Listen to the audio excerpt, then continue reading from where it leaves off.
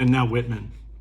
I read Selected Poems 1855 to 1892, a new edition. It's a collection of poetry by Walt Whitman in 2010. I gave it 3 out of 5 stars on Goodreads, and I wrote this about it in May of that year.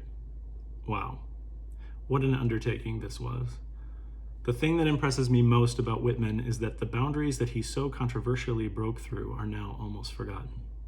He was as literally ahead of his time as one can be in the world of literature, and I find it a beautiful thing that he knew it.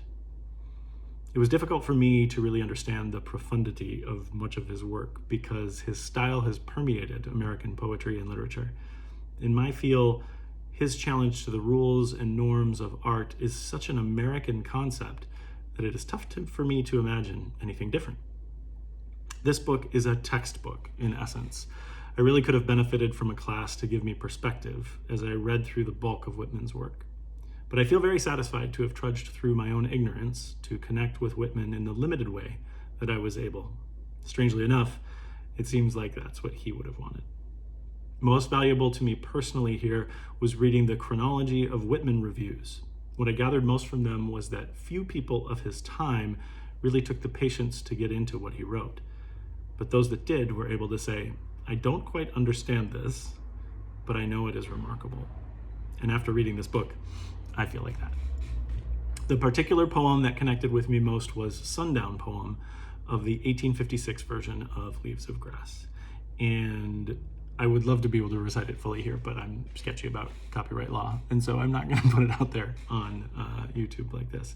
But this was an amazing experience reading this book. I mentioned in the last review to Steinbeck that it had ended my 2009 because my oldest son was born in August of 2009.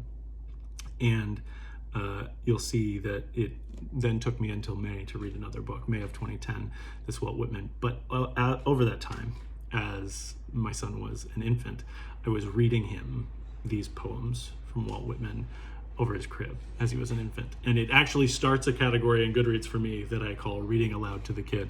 I'm not actually going to create a separate playlist in YouTube for it because many of the books in this category that I was reading to the boys over the years became kind of starts and stops. So I don't have full reviews of everything that I read, but this one I read all the way through, and I did the entire thing with my oldest son as he was in the crib, and it was really a great experience. And it was really great to experience the poetry that way too, where I was reading it aloud, hearing it, and processing it that way.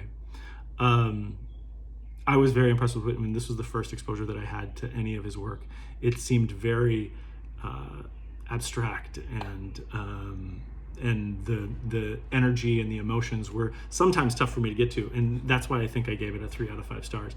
But that thing of I don't quite understand this, but I know it is remarkable was something that permeated the whole way through. It was something that was really clear to me. The thing that I was talking about when I talk about how profound the work is something that I've experienced a lot in art and in books and in literature, in that I think that his style and his ability to challenge norms and rules in art is something that changes the medium as things go forward.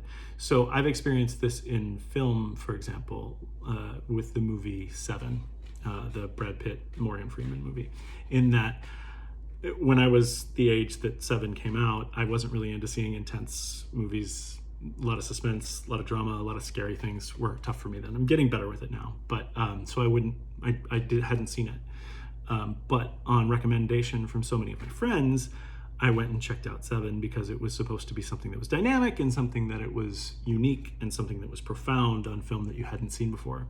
The interesting thing about something that was so powerful of a movie like Seven was that a number of films after it, emotionally built on the mystery, these kind of things, kind of followed the example that something like Seven had been put out there. So when I saw it 8 or 10 years late, it didn't seem nearly as remarkable because it felt like something, oh yeah, this is something we do in movies now, this piecing together, this mystery thing. I felt that way about reading Whitman poetry as well, in that this seemed so regular, so normal, so much of the, what I called here, the American poetry experience, that it was tough for me to sort of understand how groundbreaking he was when he made these poems and when he released them to the world, 1855 to 1892. And now reading it in 2009, 2010, the ideas, the concepts, the lyrics, the way things are brought out is something that felt very standard, very, very American, very, very much what I've experienced in poetry and literature. And that's a testament to how powerful it is. I thought it was fantastic. And I think it's a great reference for Whitman poetry. If you're looking for something like that, I talk about it being a textbook. I don't know that I would recommend to anyone to go to it and try to take on the whole thing. It was really wonderful for me in the late nights when I was helping with the infant, and helping the infant get to sleep. But otherwise, it's not necessarily the kind of book that you would go to just to sort of experience Whitman. It's more of a compendium of what feels like the entire Whitman experience, and so I'm really thankful for it. It's something to look at if you're seeking out some of the things that Whitman has done in terms of poetry. And again, my favorite was Sundown Poem in the 1856, so old, 1856 version of Leaves of Grass. Walt Whitman, Selected Poems, 1855 to 1892, a new edition. I gave it 3 out of 5 stars on Goodreads. Till next.